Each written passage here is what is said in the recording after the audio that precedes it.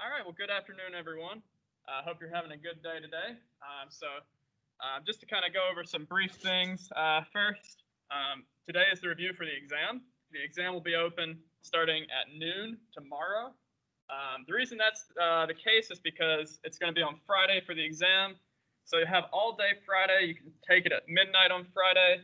As long as you can start it by midnight on Friday, you'll be in a good spot. So if you do it midnight on Thursday all the way up until midnight on Friday, you've got that time. So basically, noon tomorrow it opens, it closes at 11:59 p.m. On Friday. So you'll have 50 minutes to take it once you start it. So make sure that you're prepared, that you have a good idea of what's going on.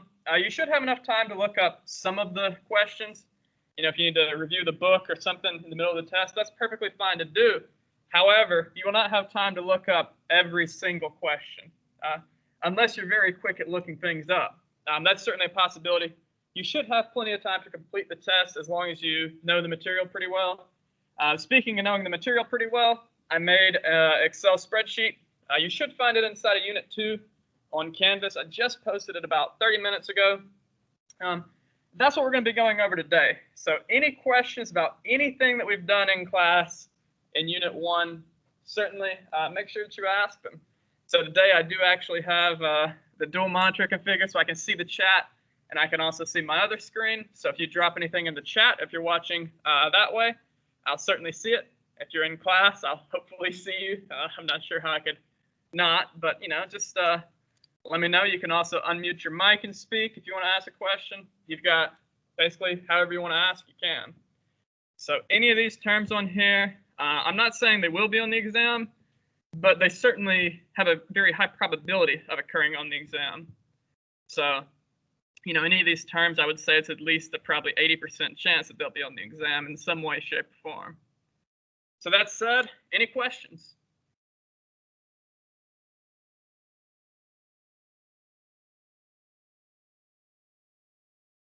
Charlie. Is there more like heavy?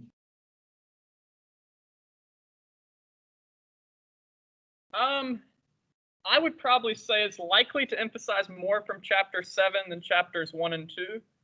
Chapter 7 being the data modeling chapter. There's just more I could ask about that. You know, certainly make sure you know an ERD. Make sure you know the components of an ERD. Make sure you know things like normalization of an ERD, that sort of thing. You should be in a good spot.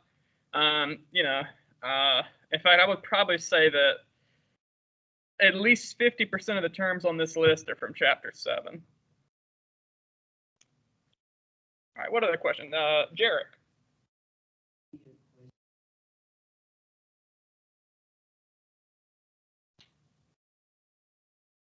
So Jarek asked the question, will we have any questions on there where we actually make a data model from kind of start to finish? You will probably identify issues with data models. So I'll give you some data models. It'll probably be on a supplemental handout. So if you want to print it out, that's fine. I'll send that out by midnight tonight. So you have 12 hours to get it printed before the exam even opens. You may have something where you would describe a relationship, but there's not really a great way for me to have you build an entire ERD from start to finish in 50 minutes in Canvas. If we were face-to-face, I could probably have you jot something down real quick, but you know, just with it being in Canvas, I don't really see a great way to do that. Does that make sense? So you'll certainly be answering a lot of questions over ERDs. You'll be describing the parts of an ERD, describing the logical flow of data throughout it, but you won't necessarily be building one completely from scratch. You may do one part of it. For example, you may say, what are the entities you would need for this problem? You may do something like that. But you're not going to be building the entire thing. All right, what other questions do we have? And by the way, just so everyone's on the same page, since this is a review day today, you don't actually get extra credit for asking a question. If I ask a question and you answer it, then you would. So just so everyone's on the same page there.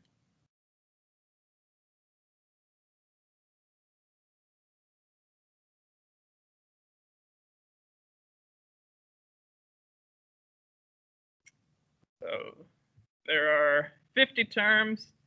You can ask a question about any of them. You can ask a question about anything else. Certainly, I'm happy to address anything.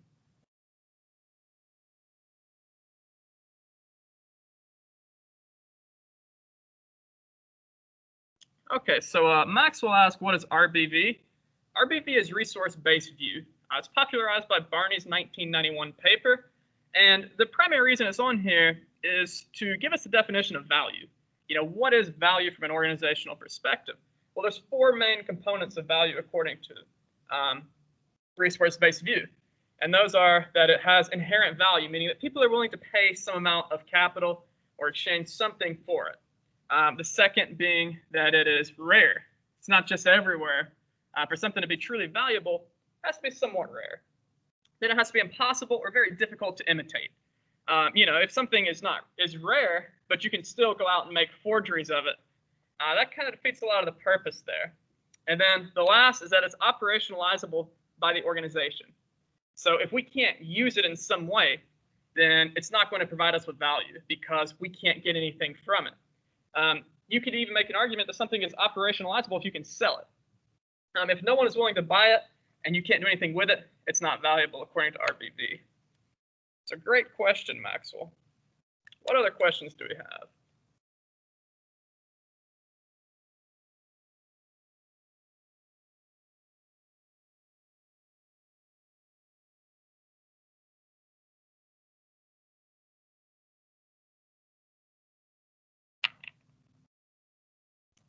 Does anyone want to see another example of me building an ERD?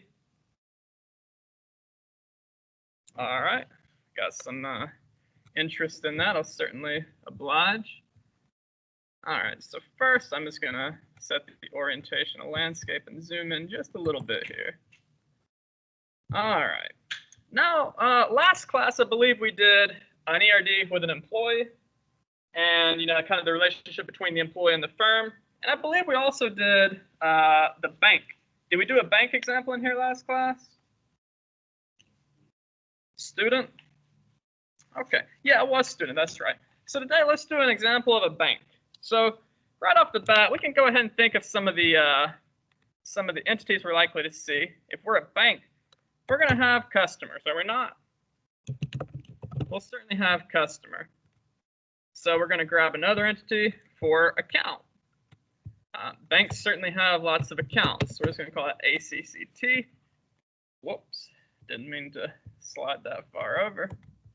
And then let's go ahead and just start with this. So right off the bat, we can call our primary identifier cust ID.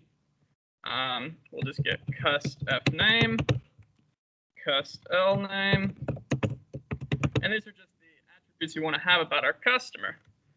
What are some other attributes you may want to have about a customer for a bank?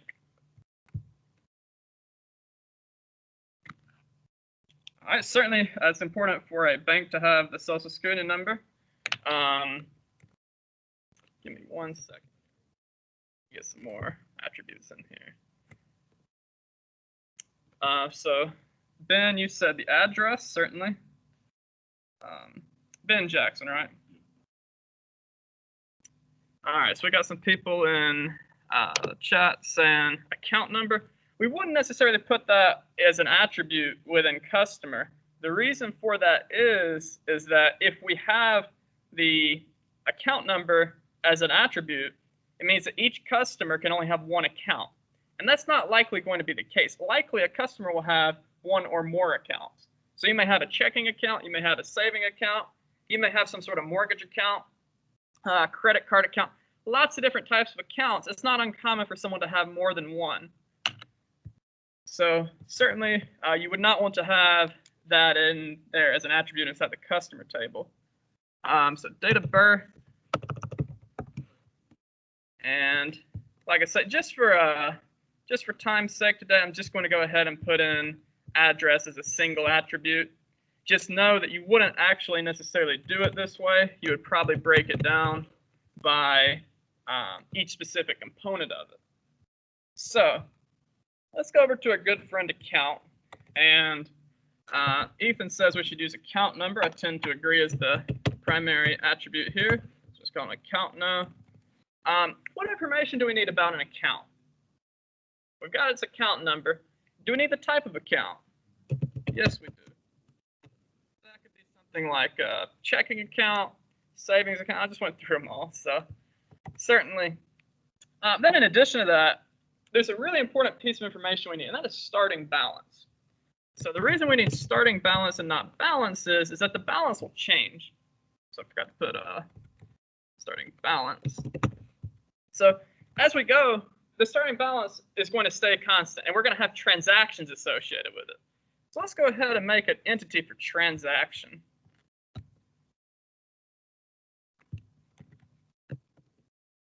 Okay, so at the basic level, what is a transaction? Okay, and within that, Charlie, you would say that we probably have an account that's coming from and an account that's going to. So Charlie's exactly correct there. So we're going to make a, let's just call it transaction ID. And then we're going to have account from and account to. We need to know where the money is coming from and where it is going to. That's certainly important information. Now, what do we know about both of these two attributes, account from and account to? What can we tell about them?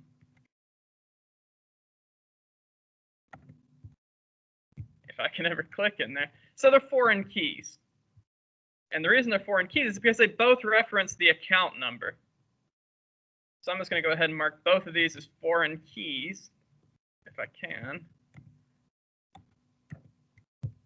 Okay. So again, they both come from that account number, which is found inside the accounts entity. All right, is there any other information we need to have about a transaction? There's some key information we're missing so far. Transaction date, exactly correct. That's certainly a very important piece of. We need to know when the transaction occurs so that we can easily put forth and compute the balance at any given date. Charlie. What do you mean by that? So like.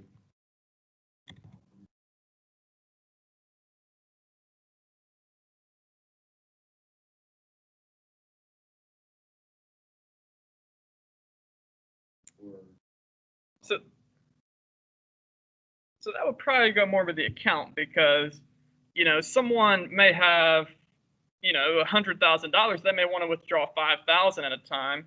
Someone else may have $1,000. They may want to be limited to $50. So let's go ahead and put that with account because that's going to be specific to the account. Max withdrawal.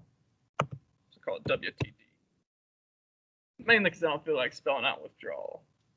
All right, so we have transaction date. There's one more key piece of information. That's the transaction amount. If we don't know how much the transaction is for, we could certainly be in a pretty bad spot. And now let's get the time of the transaction. So we see here we have the date, the time, and the amount. You know, with these 5 attributes here, we could form a composite key if we wanted to.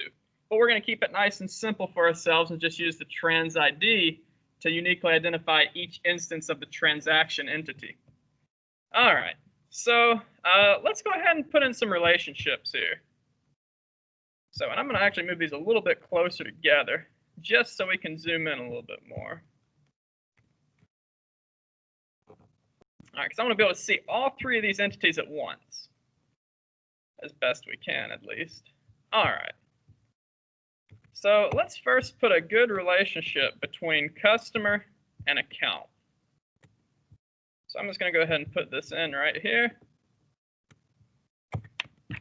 And we've already said a customer can have multiple accounts, but they must have at least one account.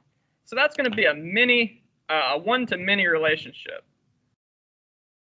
Because they must have one account, but they can have more than one account.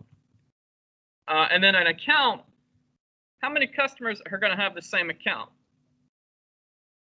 Not necessarily just one. We think about things like joint accounts, business accounts.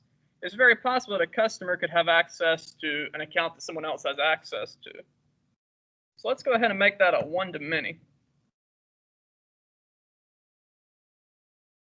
Okay. Now, so far we've already got a problem here. Who can tell me what the problem is?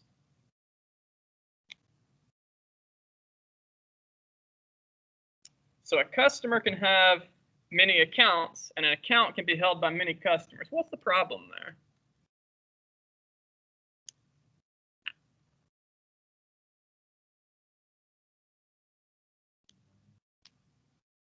So you're saying that we shouldn't have this many-to-many relationship. We should instead form an associative entity. We'll just call it customer account. And for the primary key, you know, if we were doing the notation the book uses, we just put a plus sign there on both sides. However, I don't like that notation, so I'm just going to go ahead and put in cust ID as well as account number. And both of these are going to form a composite key here. So I'm just going to make sure they're both labeled as primary key. And they should also both be labeled as foreign keys because they are coming from another table, or entity rather in this case. So we really don't need any other information inside customer account. So now, all we have to do is just come down here and connect up our identifiers.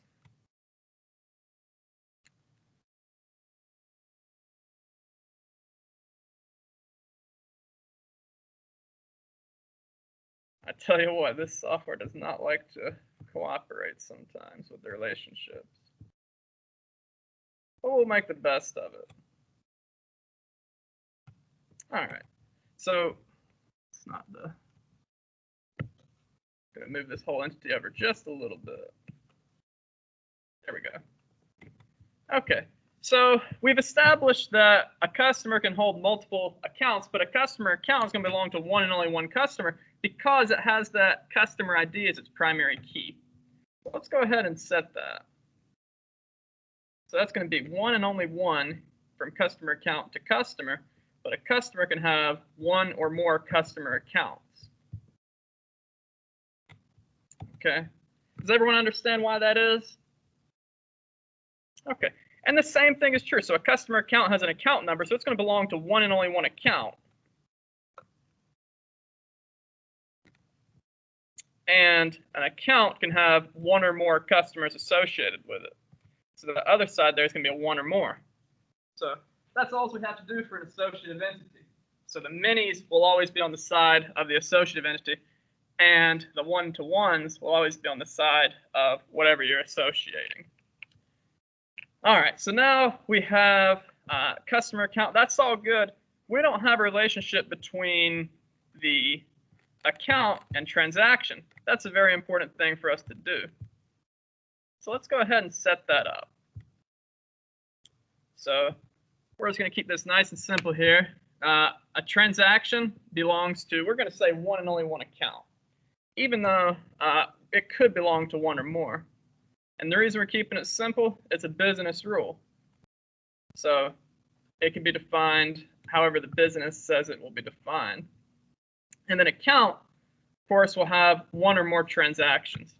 Now, what do we mean by one or more transactions? Well, the initial deposit in and of itself is a transaction. So anytime you have an account, it will have some starting balance. We don't allow an account to be started with only $0. So there has to be some sort of initial deposit in there. Depending on the bank, it could be $100, it could be $20, it could be $500. That's a business rule. We don't know exactly. We don't necessarily have to know. All right, so that's just a basic relationship here. Anything else you guys think we should do to this? I think it looks all right, but I'm certainly open to suggestions.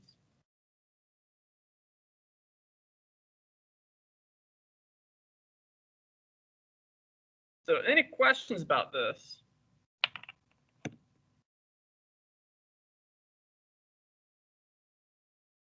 All right, what other questions do you all have? So again, any of these could be on the exam.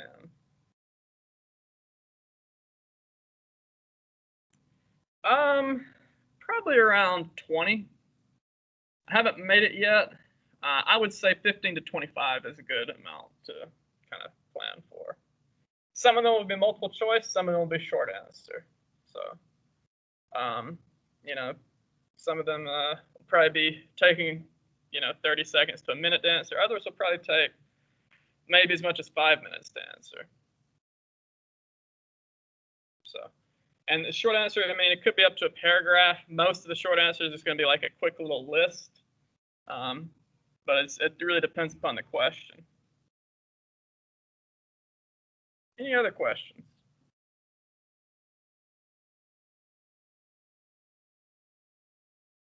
So again, those of you watching in Teams, feel free to put a question in chat. Feel free to unmute your mic and ask away.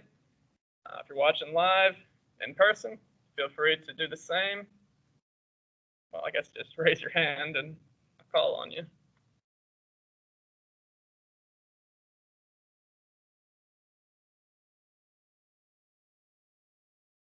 So any of these terms would you like me to go over?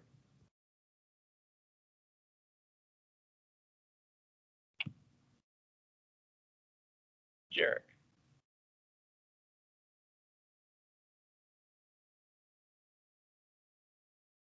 Yeah, so Jarek just asked me to speak about the productivity paradox, which I'm certainly happy to do. So the whole concept is, with the productivity paradox, is does IS truly generate value for the firm, or does it not generate value for the firm? So one of the earliest pieces that kind of put this idea out there is a Harvard Business piece by Nicholas Carr in 2003, in which he argues that IS does not generate value for the firm because IS is not impossible to imitate, nor is it rare. So he actually argues that technology is somewhat ubiquitous, meaning that one piece of software is the same as another piece of software at a different company. Especially when we're considering the functionalities and whatnot of the software. Then in addition, he talks about off-the-shelf software, which is literally the same software. It's not really customized to a firm's needs. It's more of, this will work for the majority of firms. So the whole concept there is that technology cannot provide value. Now, there's some differing perspectives on that as well. So some other people put forth arguments that, well, some IS is ubiquitous. Not all IS is. There are certainly some systems that are unique to a specific company, especially when we're talking about internal various information systems they may use. So really what that's all about is just saying, where do you stand on that? Do you think that IS provides value? Why or why not? Or are you somewhere in the middle? Do you agree with kind of both perspectives that many IS does not provide value, but some IS can if it follows the resource-based view definition of value? So there's no right or wrong answer there. You can certainly have whatever perspective you like. Great question.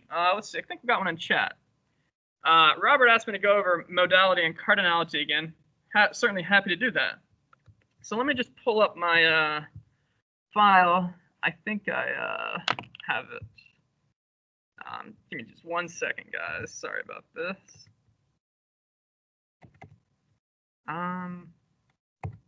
So yeah, you should see, whoops, this is the wrong folder. So you should see this posted inside of the Canvas. That's what I'm looking for. Sorry, trying to do two things at once here. But basically, this file just goes over the different relationships. So what modality is it's saying, is it optional or is it mandatory? If something is optional, it's going to have a minimum cardinality of 0. So in this case, 0 to 1 and 0 to many both have an optional modality. They're not required. However, we see 1 to 1, 1 to many, as well as n to many and n to n. Those are all examples of things where the modality is required, because there is a minimum amount that must occur. It's not set to 0. So that's talking, of course, about instances of the relationship. And then cardinality would be, what's the overall relationship? So any of these, 0 to 1, 0 to many, those are all examples of cardinality. So you should see it. Everyone sees this in Canvas, right? Yeah, this is an important document. Like I say, it's open book, open note. You could certainly have this open while you take the test. I don't care. You could print it. You could write it in skywriting for all I care. You can do whatever you want. It's pretty hard to cheat on the exam. I'm not sure how you could, but don't try to figure out a way to. Like I said, it's open book, open note. You can use whatever you want on it. So, having said that, if it's a short answer question, don't copy and paste from the textbook. Put it in your own words. It's not good to plagiarize the textbook. That's certainly not preferable. All right, what other questions do we have?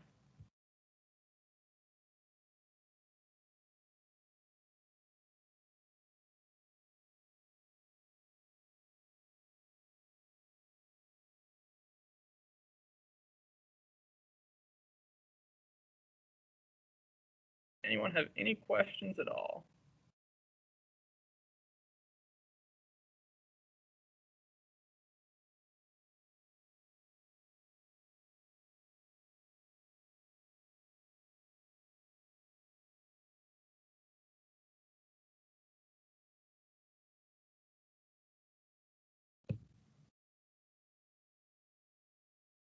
Okay, looks like we got someone in chat. So Max will ask about organizational transformation. So the whole concept behind organizational transformation is it's just an organization employing some change. So maybe for years and years and years, they have done things a certain way, and they're going to kind of re-engineer that business process behind what they're doing and change it. So that's really all there is to that. It's not really anything, it's going to be too definitional heavy. It's more of understanding the why behind why an organization may involve change. Could be to better align with their strategy. So if they're a firm that engages in a strategy like cost leadership, they're going to want to make sure that they're engineering everything they do, that it follows that strategy, that it doesn't cost more than their competition. So if you're a cost leadership firm, that's your strategies you're taking, would you want to sell products that are premium, that are at a price premium to your competitors' products? You'd fail at being a cost leadership firm if you did that. So, you could certainly engage in organizational transformation to better align your strategy. There's one use of it. You could also use it to maybe provide new capabilities. So imagine you're a firm like Walmart, and let's say that you want to engage more in e-commerce. So imagine we're in the 90s before Walmart was heavy into e-commerce. That would certainly be an organizational transformation to undergo some sort of a very large change in the way that Walmart would do their business. So great question. Any other questions?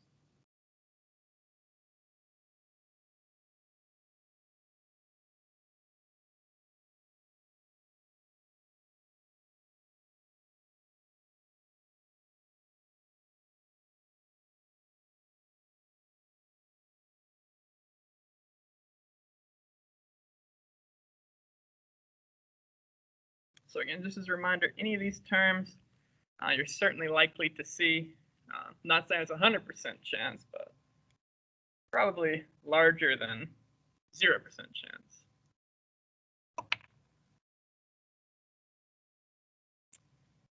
So let's see, we've got someone asking to go over managerial roles. Certainly happy to do that.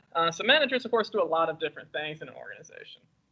They communicate information. They describe processes. They train employees. They do onboarding. They do offboarding processes. Really any of those things. And, in an ideal world, they're the people that really drive organizational change. They drive not only the change itself, but also the acceptance of the change. So they're not only focused with making sure the change happens, they're also focused on making sure that people approve of the change and that they like it and that they will, if it's a policy that people have to adhere to, that they will actually adhere to it. So that's basically some of the managerial roles. Of course, we think about this in the traditional managerial sense. We have things like interpersonal roles. We have things like informational roles, and we have things like decisional roles. Those are probably going to be the three major components there. Kind of associated with them, decisional roles, of course, going to be things like making decisions. Who do we hire? Who do we fire? Who do we terminate? Those are certainly big staffing decisions. How do we allocate resources? That's another big decision. Negotiating between departments, that sort of thing. Of course, interpersonal is kind of serving more as a figurehead, kind of just putting a face behind policy. That's really the whole goal, to have good relationships with clients, have good relationships with employees. That's certainly along the roles of interpersonal. And then when we think about an informational role, that's just disseminating information. So that could be things like sending out an email with new updates for the employees to read. It could be things like having meetings where we go over stuff. That's all covered in informational roles. So, yeah, certainly those are the three major components of managerial roles. What other questions do you guys have? Homework 2. I don't recall what that was off the top of my head. Let me pull that up.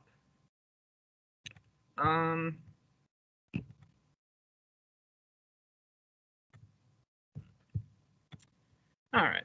So homework 2 asks you to submit a Word document that answers the following. Define and compare and contrast rich and lean media. That's the first question. So let's go through these question by question. So basically, inside of rich media, you would first define what it is. So rich media being media that conveys information beyond the information. So it's sort of that, almost in a way, it's like having maybe facial expressions that are conveyed. Lots of, I'm sure the book goes into more detail about it, but basically it's like you can see additional information, expressions. You can hear tone and voice. So maybe you could hear a very frustrated tone, maybe you hear a relaxed tone, that sort of thing. It's not really possible inside of lean media. Lean media being media where you only have maybe written textual information. It doesn't convey that additional information. So that's pretty much what you have there. So maybe list off some examples of them. Rich media being face-to-face communication. Potentially kind of in the middle there, it could be like a voicemail you leave for someone. Then on the far end, it could be like for lean media, it'd be something like a text message, or maybe like an email. Okay, so question number 2 asks, if you're managing a fast food store, what are at least 5 pieces of information you needed to track store performance? Classify this information as short, medium, or long term. Provide justification why each is needed. So for that, you'd probably just set up a 3-column chart, 3-column table rather, and basically you just list off 5 different pieces of information. So the first piece of information could be something like, talking about a fast food restaurant here, have the average turnaround for drive-through for a day.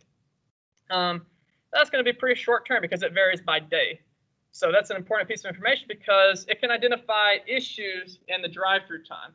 If we're able to have a drive-through time of, say, 30 seconds, that means we're able to get quite a few more customers in and out in a shorter period of time, which can enhance our sales. That's certainly beneficial. And in addition, if we have a quicker turnaround time, it's going to make customers more satisfied, more likely to come to us over a competitor, because if they see that we have a very long drive-through, they may still recognize that they're going to be able to get me in and out quickly regardless of their line. So then you can list off some additional information. Do you guys want me to do 5 full things or just a few? Okay. I'll just list off a couple here. So you would also look at things like maybe daily sales. Short-term information is needed because, if you have low daily sales, it can suggest a problem. Maybe it's a problem with your perceptions that people have of your food. Maybe it's a problem with the amount of food that you have. Imagine we're a chicken restaurant that's out of chicken. That's a pretty big problem for us. We want to avoid that. Maybe you get some medium-term information, things like maybe daily or monthly sales is probably going to be medium information. You would need that because, it's going to be more kind of relevant to your overall performance. And then for long-term information, really anything. I mean, anything you want to look at. So if you were concerned with your profitability, you could have the year-to-date profits, showing how much or how little you've made. Or hopefully it's not negative. But if it is, that's important information to have. So that's pretty much that. And then question 3, when is a data model well-formed and when is it high fidelity? So first, a well-formed data model basically just accurately depicts what you're looking at. So if the data model has a many-to-many relationship, you have the many-to-many relationship present. Then high fidelity means that it's an accurate representation. So basically, that's all you need to know there. Pretty straightforward. Yeah, any other questions?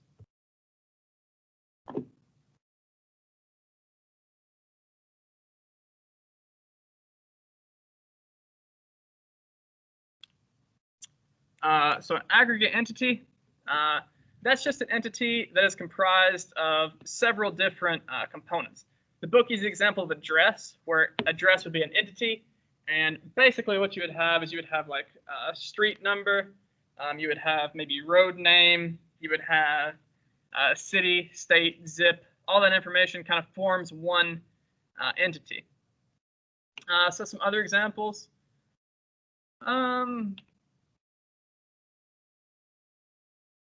Nothing's really coming to me at the top of my head, but basically it's just where you would have something that can't fit in a single line. So, you know, with address, you can't fit an address in a single line of text. You have to have several different lines of text to kind of comprise that. Any other questions?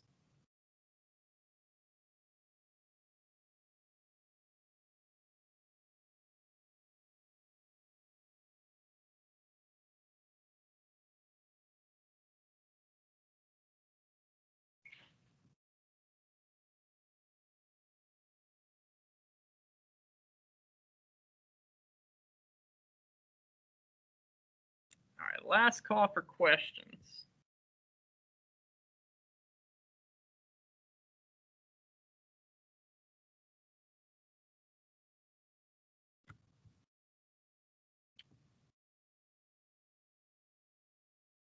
All right, well, I want to wish everyone good luck on the exam.